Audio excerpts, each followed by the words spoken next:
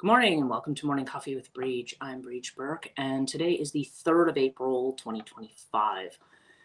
And it's a rather gloomy day. I think it's supposed to be warm again. But it's April, I guess, right? It's that whole business about April showers. It's been quite rainy and drippy, and it's kind of annoying because these are the days that I actually have to actually go drive into campus. And this is one of the reasons I prefer to work almost exclusively from home, because then I can make my hours and do my own thing. But in any case, I will have to go in this evening, and I've been and good morning, Alex. Good to see you this morning. I've been the continuing saga of being busy, right? I did stay up getting quite a bit. April showers here in Michigan for sure. Yeah, it's definitely kind of a foggy, gloomy kind of thing. I think the fog is the thing that bothers me more than the rain, because then it's like when I'm trying to drive, if it's light out, it's not so bad. But when it's dark, it's like, and then I live in an area where there's a ton of nature. So so good luck at worrying about that kind of stuff. And hello, Joanne. Good morning. Good to see you. Misty mountain, rainy day, thunder 2 and 60. Oh, it's actually going to be like a heat wave by you. Yeah, I think it's going to get like up to 72 here. So yeah. And good morning, Suda. And it's been a busy past couple of days. I had things to go. And good morning, Alistair, or good afternoon for you in your case. I have this. Yesterday was just very, very busy. I had things to do. Had back-to-back things that were going on all day. And I did the Cattonia live stream yesterday, where we talked a little bit about witch talk and stuff like that. So that's something you can always check out on the Cattonia podcast channel. If you weren't able to join yesterday, Alistair, I remember you were on, and I think Alex, you were on as well. So if you didn't actually get to see that one, the recording should be available. That was a interesting kind of dive into ideas. Well, we're starting to get into ideas about kind of masculinity, femininity, and social roles and expectations. I think there's probably going to be another live stream that I end up doing. I kind of was undecided as to whether or not it's a topic I wanted to broach here or over there, but I kind of feel like, given the divine feminine or the dark feminine or shadow feminine topic that we have over there, I feel like that it might be more appropriate, and that has a lot to do with something else I saw on wedding and wedding vows, and what exactly people promise each other when they get married. So, but I think that's going to be a topic I save for over there. You caught the replay. Oh, okay, good. There was some interesting things, and then there was some side discussions with comments and stuff, people talking about other stuff. I know there was somebody on there who was kind of getting into a lot of the astrological stuff, but I was like, well, I didn't necessarily want to go down that path. I felt like I might derail myself a little bit. I don't think the person was trying to derail anything. I think they were just kind of thinking out loud on the live stream. But yeah, so I had, yes, I did that yesterday, and I'm probably going to talk about that next week. It's weird. The relationship thing seems to be coming up quite a lot, or the connection that we have to others has definitely been a theme as of late.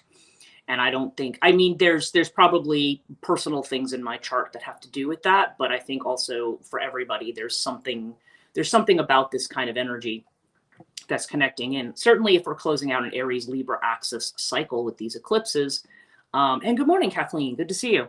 If we're closing that cycle out, then I think certainly I think that's going to be part of the energies that come up. In addition, again, sorry for my silly comments. Not at all. No, I'm not talking. No, there's somebody else who was kind of doing a whole, your comments are totally fine. I mean, and there was somebody else who was just kind of going into the astrology of a lot of different things. And again, I was okay with all the comments actually on yesterday's live stream. It was totally fine. But everything's cool, participatory. I don't have any problem with it. Because I mean, that's kind of why we do a live stream, right? So to have some interaction and conversation. So it's kind of, what was I doing this? Yeah, so there seems to be a lot around that. And one of the things when I was doing my Azrael readings this morning, I had some very interesting dreams last night. about kind of, there's a long land. I mean, there's other parts of the dream, but basically there was all these landscapes. It was like a flat terrain with roads, crossroads, lots of different crossroads, like a lot of T squared, you know, crossroads. And it was like almost like you had like one of those grid layouts of streets, but it was like there was nothing there. It was like it was barren, like there were no buildings. It was very gray. But it was funny because I was literally kind of running and bouncing like almost like hopscotch, you know, like jumping from crossroads to crossroads. I wasn't choosing a road. I was just kind of diagonally cutting across all of them and just kind of skipping along, really is the word, and just charging past all of them.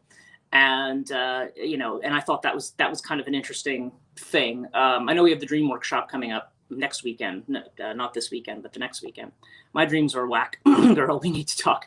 Yeah, it's well, actually, we need to have an appointment, Joanne. I know you've been trying to schedule one for next week. So yeah, next week hopefully will not be as chaotic as this week has been. But yeah, this one was kind of like weird because I had it in my mind, like I had the phrase word in my mind had a lot to do with freedom.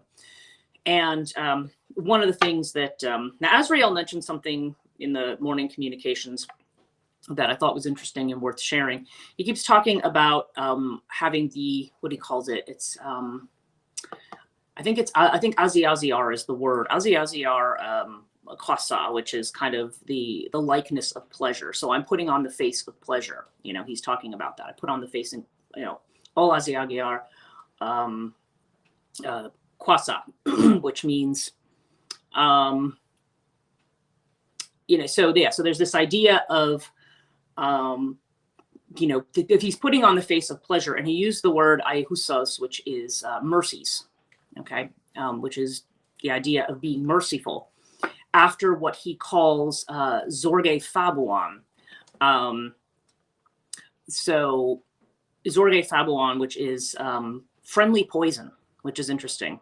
I think I invented a new horror movie. Oh, you were talking about this, I think. I feel like you've mentioned something to me about the Yellow Man. There is the King in Yellow, by the way, Joanne. There is such a thing. And yeah, so if you haven't read that, I actually talked a little bit about that last September because I actually was reading that. And one of my students brought it up the other day too, which is kind of interesting. But it's so okay. So I don't know. So there was this definite message about withdrawing friendly poison, but as far as that goes, then he also said something about he'll use the no wait, Aziazor is likeness, Aziagiar is harvest. So it was something about Canilla Aziagiar, which is like a blood harvest, which sounds really appealing and friendly, right? But he was talking about that kind of a thing, that there's been that kind of a thing that's going on here. And yeah, I don't know. I don't know. The implication I got from what he said had to do with the fact that a lot of the kind of relentless chaos in the collective that we have. And Ellen, hello, good afternoon, good to see you. The things in the collective that we have been really kind of like torturing us or making us very angry or getting people fired up. It's funny how he kind of, I feel like that's what he's referring to by friendly poison, like the idea that the poison that's injected into the system, it's the way in which one might take a poison in order to kind of, you know, about to be gross, but to vomit something up, right? To get rid of something. And so it's,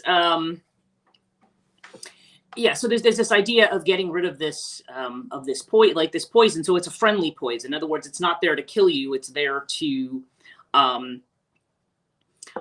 it's there to get rid of whatever's toxic. Okay, that was the implication of it.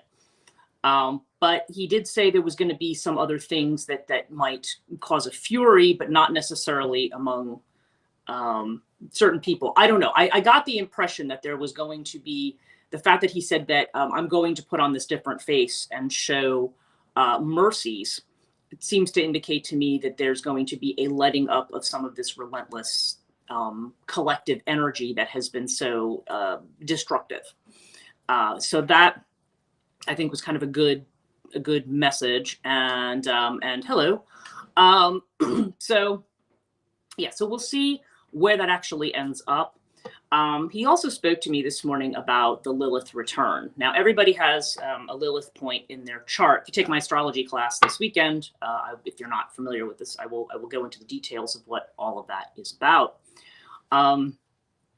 But the idea is I'm having a Lilith return next month, apparently, after how many years? I guess the last one I would have had would have been in 2016 was the last one, because I actually went and looked them up after that. Because I was curious to know, my Lilith is in a really volatile place. It's in the 5th house and it's in Scorpio. At least that's where the mean node is. The true node might be a little closer to Libra, but it's in the mean node is in Scorpio. And so in the 5th house, I mean, yeah, Lilith in the 5th house is somebody usually who does not want family or children, which has pretty much been me. It's not something that I've personally wanted. But there's also a lot around love affairs and trust in love affairs and stuff like that. Because Scorpio, it's very, very deep. You're looking for something, an energy that's a little bit deeper, not something that's very superficial. So that's yeah, and that also tends to describe me. I don't tend to enjoy relationships that are purely superficial. But I did go back and look through those Lilith returns. Probably the first one would have been 1981 for me. And then I looked at all the ones after. In 1981, I was I don't know, I don't remember at all, like what was happening at that time frame.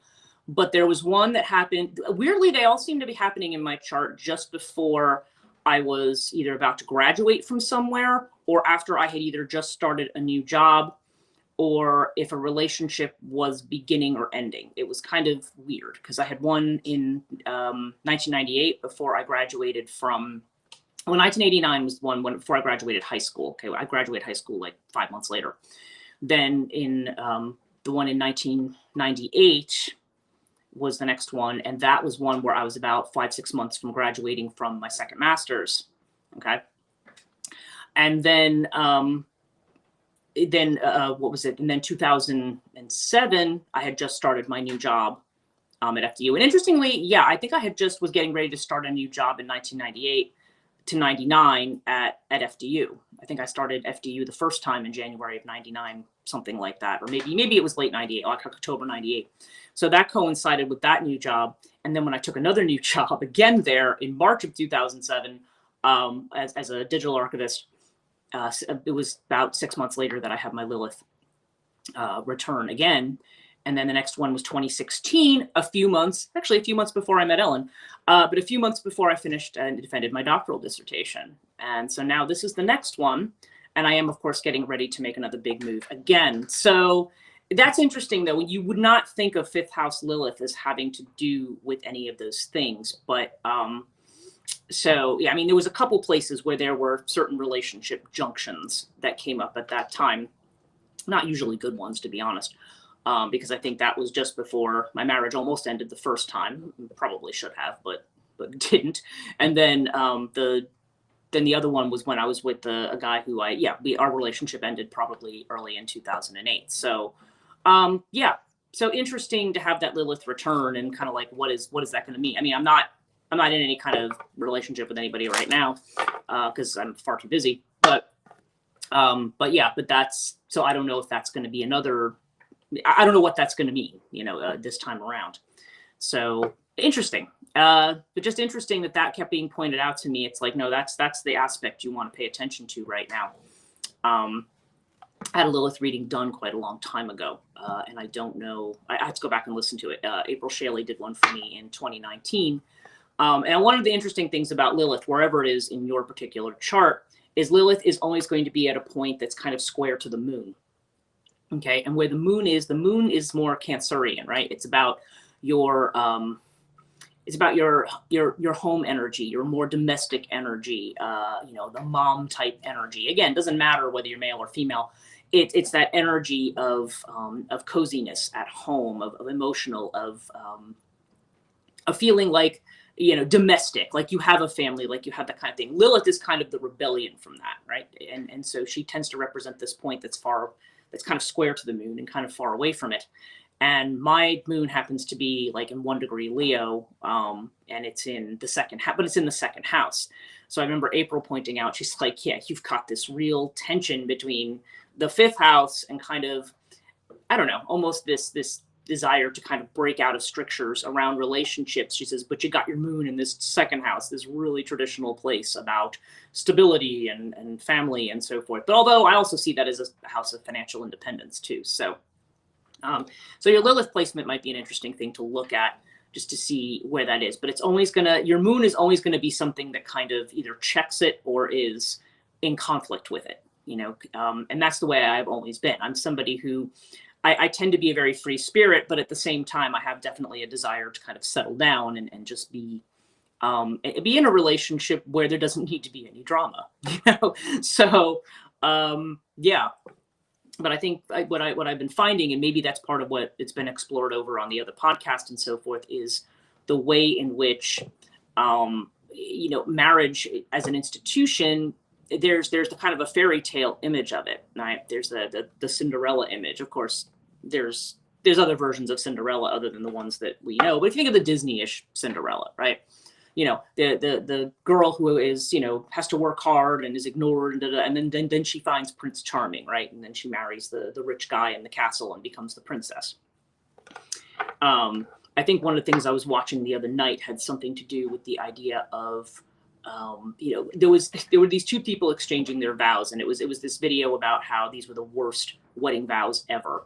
And so they had written their own vows, and a lot of people do that because the traditional ones are interesting because you have the, in sickness and health till death do us part, which honestly, I don't think the majority of those are terribly bad, because the whole idea is that you basically are committing to somebody. In other words, I'm not going to disappear when crap gets ugly. Is the idea that I'm not oh, you're sick now, well now I'm going to run off. And Alex says, interesting, mine's in the 4th, Aquarius conjunct Saturn opposite my moon. Oh, that's interesting. So yeah, 4th house Lilith can tend to that also tends to give very unconventional idea, that there's definitely a restlessness around home and family and traditional ideas of that. That's not something that, it's kind of like in the 5th house, like it's not something you're going to necessarily buy into too easily. And sometimes that can create issues with family and so forth. It all depends. I mean, but it's conjunct Saturn, and Saturn of course tends to be in the chart, at least astrologically, more about tradition and authority. So there's actually almost a tension within the house of wanting to be traditional and following traditional things, but at the same time there's this Lilith over here that's like, and your moon is opposite, so your moon's like, let's be Capricorn then. No, it's Aquarius, you said, sorry, it's the 10th house. So opposite Aquarius is going to be, I'm thinking, is it Gemini? Is it Gemini who would be across? So yeah, and if that's going to be a 10th house thing, yeah, and that's the house, but that's the house of authority too. That's Saturn ruled normally. So that's kind of an interest that creates an interesting dynamic around your private home life and your public face as well. There's kind of there's almost like a tension between a desire to want to follow authority and follow the rules, and to just say screw all that. There's kind of a tension between that with that aspect. And in Aquarius, I mean, yeah, again, this is about new thinking, forward thinking, innovative. Lilith energy, I think, can be very innovative. So yeah, so that's quite interesting. But I think when I was going back to this thing was about these wedding vows, and this was another TikTok thing. I'll be paying attention to the Lilith placement. Yeah, and to seeing where that return is. You can, if you find what the degree is in the minute, there is a calculator where you can find the exact placement of an aspect in your chart. You just put in your birth information, and then you say, okay, like mine's in Scorpio at 6 degrees. I say, okay, Lilith Scorpio, 6 degrees, 18 minutes. And then it will give me and you start with whatever like your birth date is, and then it will give you a list of everything, all the returns in your lifetime. It's an AstroSeek thing. You can find it on astroseek.com. But if you just look up like, I don't know, planet placement calculator or something like that, you should be able to find it. 8th house Lilith in Aquarius here. 5th house moon in Sag. is what Suda has. Okay, yeah.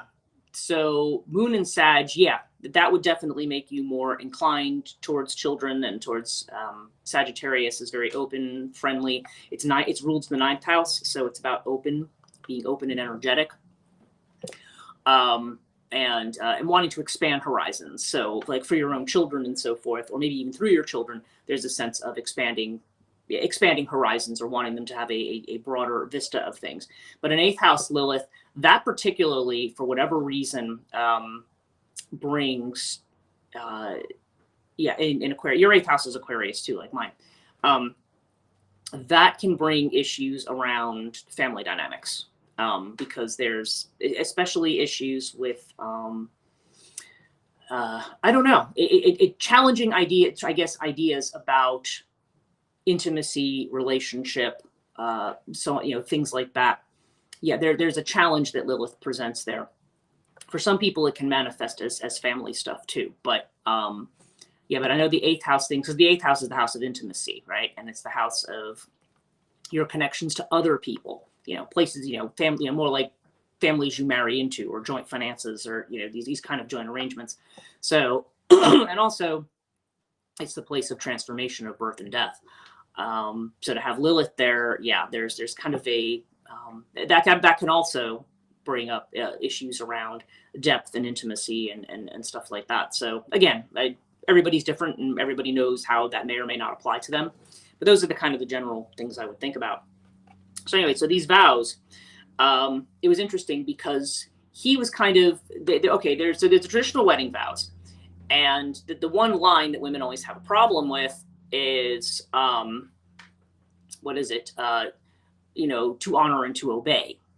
Or like, because like, why should I obey you? Like, it's that kind of a thing. And we've still got this. Oh, and I've just got, it is literally just jumped up. So Kathleen just told me hers. And now I've lost it. Alistair got Lilith in first and Moon in your 12th. Okay. Oh, so Lilith in the first. So yeah, so that's around rebellious aspects of identity and who you feel you should be. But then the 12th house has to do with, it's almost like wanting to be visible and hidden at the same time. But the visible you may not necessarily want to conform to, I don't know, there may be issues around identity. In terms of maybe even how much you reveal about what's hidden about yourself, because the Moon, because that's going to be that's another very, very deep aspect. And let me see if I can scroll down. Okay, Moon in Aquarius, 4th house, Lilith in Sag. Okay, 3rd house. So Lilith in Sag again. Yeah, Lilith in Sagittarius. Well, I remember your chart, Kathleen, has a lot to do with you have a very strong air-centered chart, and it's so the fact that you have a very air-centered chart, that would make you very unconventional and more rebellious in terms of speech, but the Moon, against the 3rd house, but again, 9th house sometimes also has to do with tradition, or with let me see, wait, is that what you said? I can't, I've lost it now. No, wait, Moon in Aquarius in the 4th house. Okay, because it's typically not that far away, the Moon in the 4th. But that's where your heart is, kind of like home, family, stuff like that. That's where your heart is. And Joanne's flying blind. Yeah, well, I feel like I did a chart for you, Joanne, because I think you, maybe I didn't. I don't know. Maybe we've just talked about your chart a lot. So, and I know that sometimes, I know there's certain situations where people don't know their birth time, but generally, as long as I have a birth date in place, I can usually, fumble around with the time. I'm kind of a hack at that. Like, Vedic astrologers really know how to actually get your birth time when you don't know what it is, but they use a process called reconciliation. And of course, Lilith is not going to be mentioned in a Vedic chart, but it is a way to get your accurate birth time. Okay, so got a lot of Lilith stuff going on here. What is it? Okay, so I was talking about these wedding vows, and so yeah, you have this idea of till death do us part, right? You have this, and you have this idea of honoring and obeying, which again, there's kind of a problematic nature. One of the things I was talking about was the problematic nature of these human transactions, social contracts and transactions that treat people like their property. Whether you're talking about a feudal system where somebody is saying, you have the landowner and you have the feudal peasants who work the land, or whether you're talking about a marriage contract where you have, like, you talk about the idea of, yeah, Ellen, you too, you're kind of in another position with that. Although I feel like we managed to come up with something like a birth time. I don't know. I'd have to look at both of those privately. But so we have this idea of almost a contract, like with the traditionally, and maybe this still happens in some places, when the woman is married off, there is there would be like a dowry, like a bride price that went with it, right? Like almost like the man had to purchase that. And so yeah, we've talked a lot about the idea, and I talked a lot about the idea of redemption as a kind of buying back. There's like this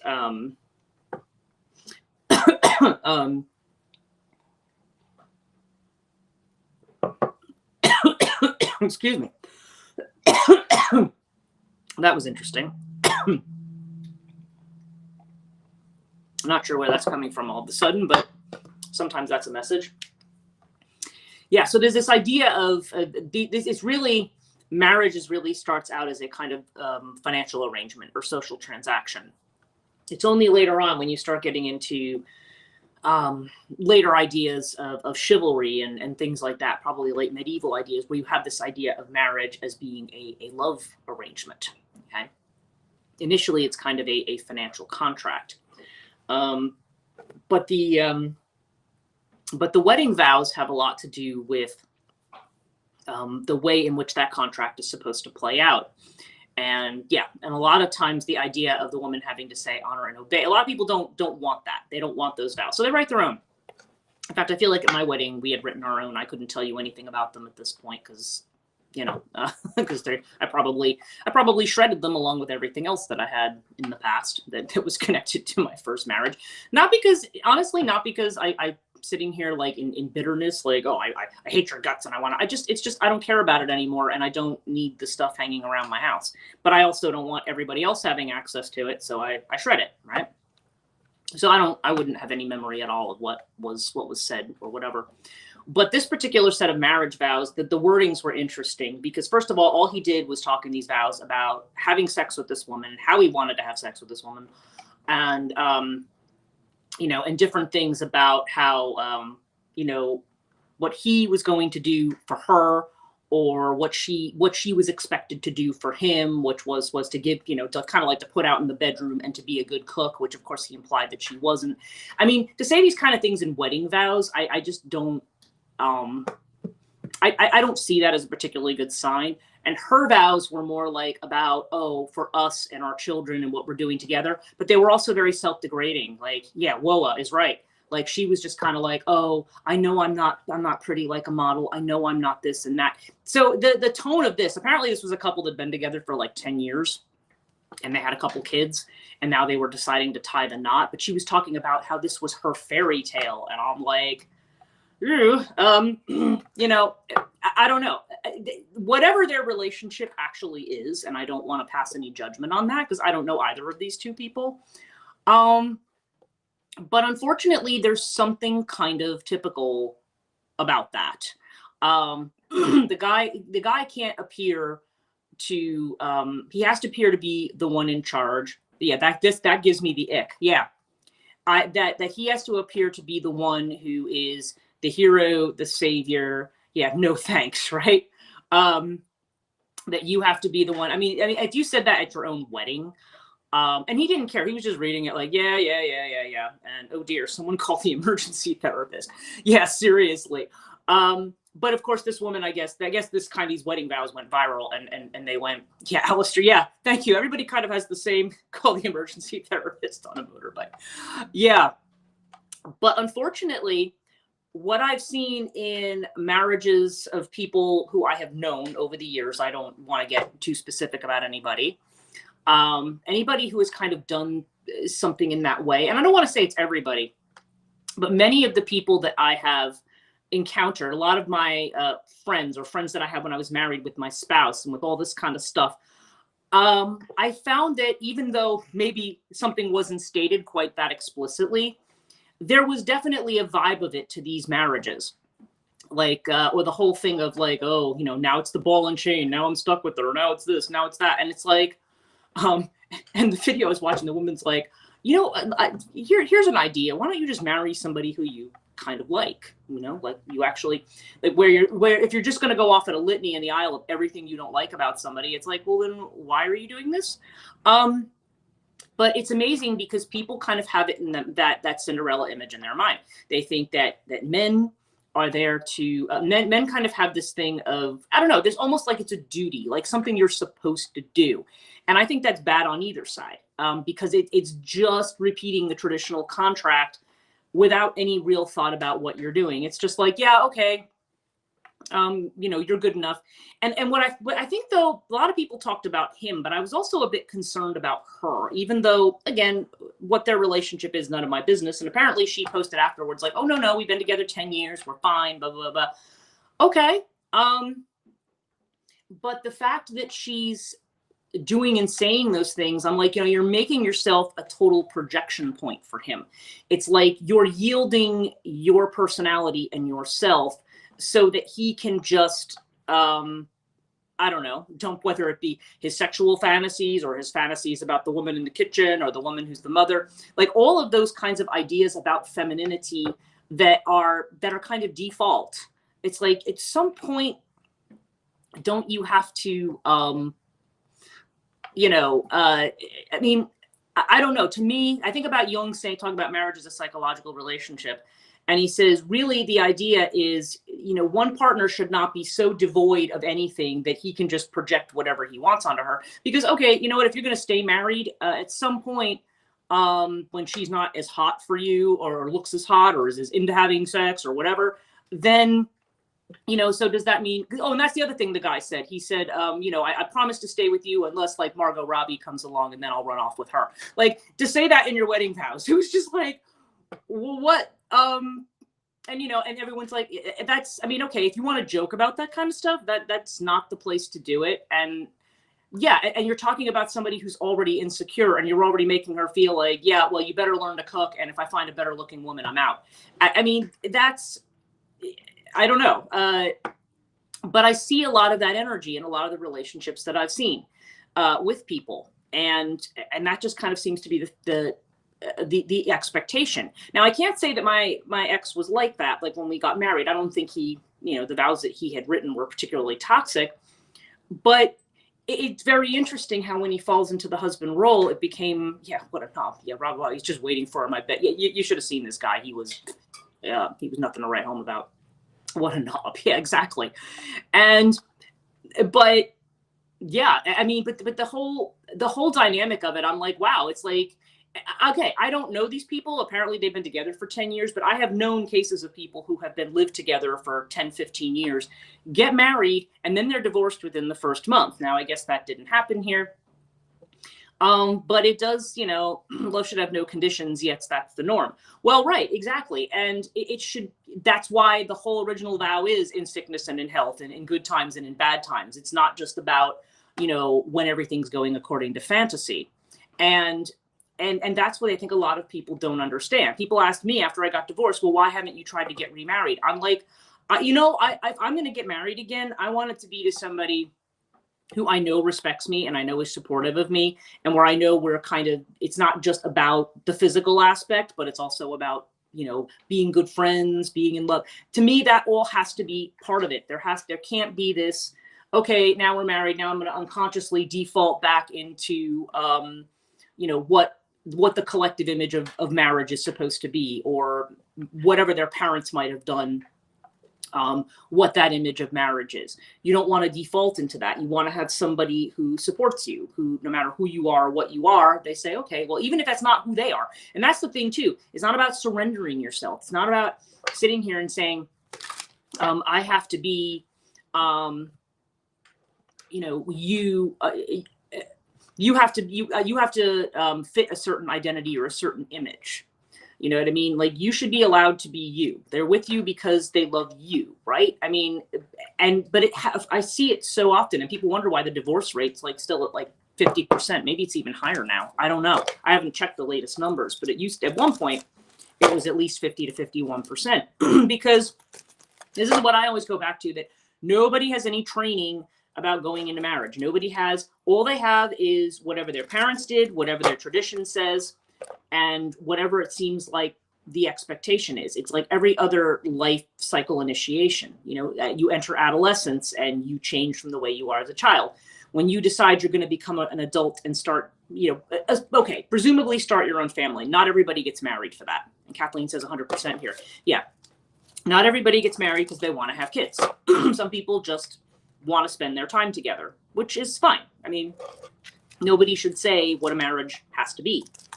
And obviously, if you're talking about gay marriages and things like that, then, things do, I don't know, people do have surrogates and things and gay marriages. And so, I don't know. I mean, it's one of those things that doesn't necessarily preclude family things, but again, it doesn't matter what people decide their marriage is. You know what I mean? If people decide that they want to be together and support each other, then that's fine. That's what it is.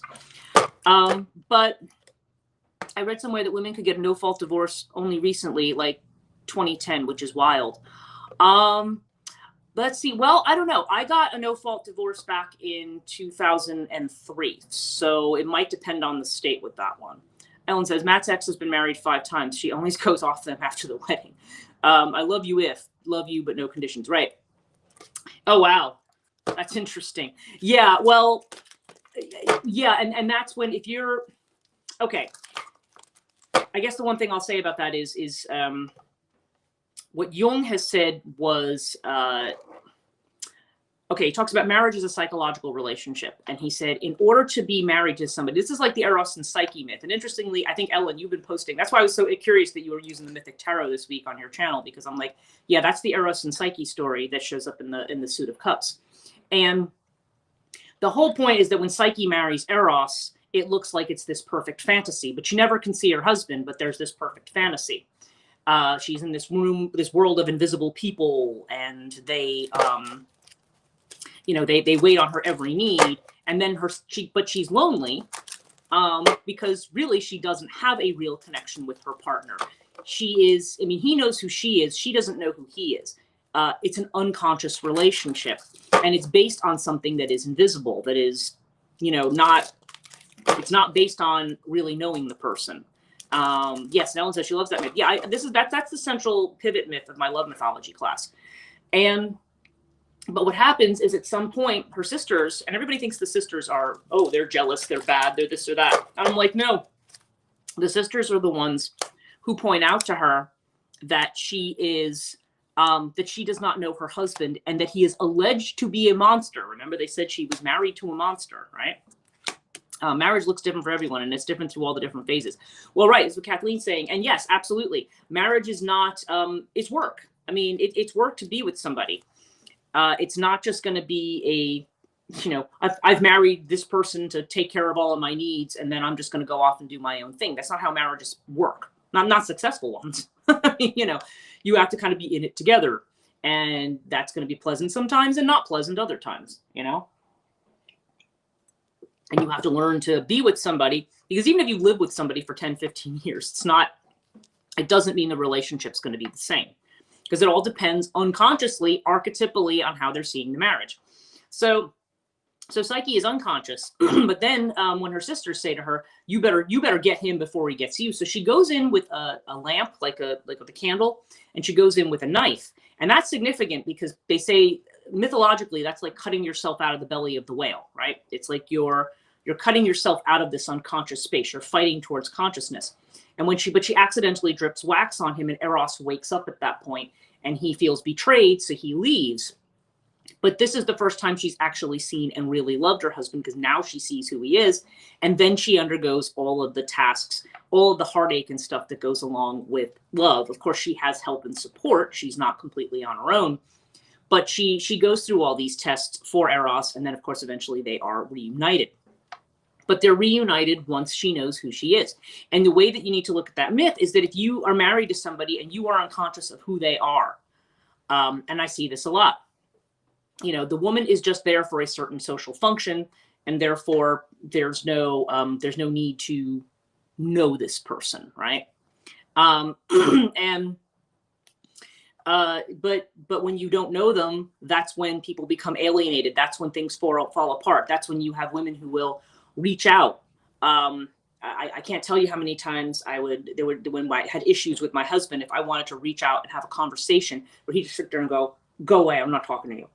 And there'd be no reason for it. Like there'd be nothing will have happened. But in a healthy marriage, yes, Kathleen, but not always the case. My dad said anything work, what takes work, marriage, career, long. Yeah, well, marriage, I think, though, you're probably both saying the same thing, though. I think marriage does go through different phases. And again, when there's an unconsciousness there, when there's somebody who's not willing to be conscious of things, then typically that means that one person, if they want to keep the peace in the relationship, will withdraw. And or they could openly rebel, but either way, it creates a rift, because there's not a desire to understand each other. There's not a desire to know or to accept or to respect. Again, it goes back to respect, right? To respect the other person's point of view. And that was the thing that always used to annoy me, was just that it was like, okay, if something was going on, we're not talking about it. I'm not talking about it. And I'm like, well, that's not really helpful, because then I feel like, you know, you're going to create this tension in this unhappy environment in my home, my private space, and where I'm going to feel like now I have to hide within my own home. And to me, I was just like, no, bullshit. As soon as I would be like, if I had another relationship after my marriage, and if people were at my house and if they started to exhibit that kind of behavior, I'm like, okay, you're out, because I'm not having my space violated in that way. You know, this is my home, and this is the place where I want to feel secure and comfortable. No, the balanced part, you meant about healthy marriage. Oh yeah. Okay. Sure. It's, so yeah, no, understood there. So anyway, just some thoughts on this. I'm really supposed to be talking about this on the other live stream, but I'm probably going to take a different tack on it. But yeah, healthy relationships, you know, you have to, it's not about you projecting your fantasies onto the other person. It's about seeing that person for who they are. That's what we mean by a conscious relationship. Okay. A conscious relationship means that I see you warts and all, right? I mean, you know, I was agreeing with her. I'm not fully caffeinated. Oh yeah, no, that's what I kind of figured. Yeah, it was. But I think you were saying, yes, in a healthy marriage, she's right, having the balance. But yeah, it's yeah. Well, it is. There's a lot of work to it, and when you have somebody, if one partner wants to do the work and the other doesn't, then that's a problem, because either you're going to end in divorce, or you're going to end up with two people who just lead separate lives and don't deal with each other. And it's almost like, and then it kind of just goes back to being kind of an economic arrangement, right? At best. And then that may not always be the case either. So I don't know. It's something to think about if you're thinking about marriage as an opportunity for individuation or an opportunity for integration from a psychological perspective. Then it needs to be something where both people are fully aware of each other, not projecting, you know, everybody starts by projecting a fantasy image. But at some point that's withdrawn and you say, you know what, I still love the person there anyway. Right. That's the thing. Oh my God, my first marriage was Projection City. Well, yeah, well, I know. Yeah, yours was, yeah, well, that's just it. We kind of do that. We idealize people sometimes. And that's why I'm at a phase where even if there's somebody I'm idealizing, I kind of go, okay, well, you know, curb your enthusiasm for a minute here. I mean, and it doesn't mean that the real person is somebody I wouldn't like, but don't put my image of that person on them. Like, let that person be who they are. You know what I mean? That's the way I like to approach things, but I don't know. That's not often the way that I'm approached. So that's a different subject. Anyway, let's do our reading for today. We're pretty much at the end of time, but I'm going to use my own deck today, the Antarian Oracle. And funnily enough, the first card is Connection, which is kind of about what does it mean to have true connection in a relationship, right? And the point of interest is the rover, okay, which is this last card. This is like my world card in the deck in a way. But the rover is about finding your joy, about finding joy, and about, this is kind of a woman standing on the mountaintop with her arms extended. It's like she's got the kind of, she's at Tiferet. She can kind of see the whole world in front of her, right? But it doesn't just have to be about a woman. It's about just the idea of reaching a point of joy or reaching a point of accomplishment. Now, the factor to be considered we have is the borderland card. Okay, so the borderland means moving into new territory. And I think if we're talking about masculine and feminine energy, yeah, there is this new move into new territory. Maybe that's why we're talking about Lilith energy too, because there's this kind of rebellion that comes in. I can tell you what this card exactly means because I know more or less what these mean, but so strange figures surround and fly over a landscape. You are in transition in a strange new place and are unsure of yourself. You may need to learn new ways of understanding and communicating. Drop assumptions and seek to learn new things from others. Okay. So this may mean taking a course, learning a new skill, or traveling to a foreign place. Okay. So borderland is, yeah, that's almost very ninth house, you know? And yeah, so you're in this place where you see these strange new figures. It's very similar to the rover in a way. And maybe that's unconsciously by design, because the rover's about, yay, I've reached this thing, but now it's new and now I got to figure it out. And I think that's definitely true of our encounters and relationships. If you're not going to operate from the old script, yay, you're free of that, but what does the new thing mean, right? And so we have the interdimensional snowstorm card, which is probably, I wouldn't say it's like the tower, but it is that kind of more Neptunian energy that confuses things. It's like we can't see our way forward. We're walking in a blinding snowstorm. It says we may feel isolated and lost. Wait until the storm passes. You might need some alone time, or if you are inclined, talk through your feelings with someone you trust. A time for reflection rather than action. So kind of a hermit kind of energy. So I think in the midst of the new, you need to stop and think, because you don't want to simply automatically repeat the old. Okay, you don't want to automatically just repeat the old thing and do it. And our outcome card is called transport. And transport has to do with, let me find it here. Okay, letting go of preconceived notions. We're able to free ourselves from societal controls and expectation. This is a time to trust your inner guidance and not second guess yourself. Okay, so that's the meaning of that card. Walking through the spider webs there. Yeah, these are, well, weirdly, this is supposed to be like, the way I pictured this card in my head was like, it was almost like there was like a violet background and almost like black snow. It was weird. And this is not conveying it very well, but that was kind of the image I had in my head when I drew this card, when I painted this card. And yeah, it's almost, so there's this, this completely gets into the idea of looking at new things. I think this is the thing I'm really trying to accomplish with the ISFM. It's not about telling people to be enforced and to stay in their roles, but rather to say, let's examine what these things mean and what we assume this kind of relating means. Because if you keep doing it the same way, you know, really, unfortunately, that means people are often setting themselves up for an unhappy life, because you have one person who's willing to do the work, maybe one who's not, and you have one person who is becomes the projection point of the other. And frequently, you know, like in the situation I described, there's the woman who, at least by the words she's saying, appears to be somebody who is insecure, doesn't feel that good about herself, and looks to him as like her knight. And she literally said knight in shining armor. And he's just like, yeah, I hope you cook good and that, you know, you're going to F me a lot. You know, I mean, I'm like, if that's your knight in shining armor, it's almost a summary of why I don't really date. Okay.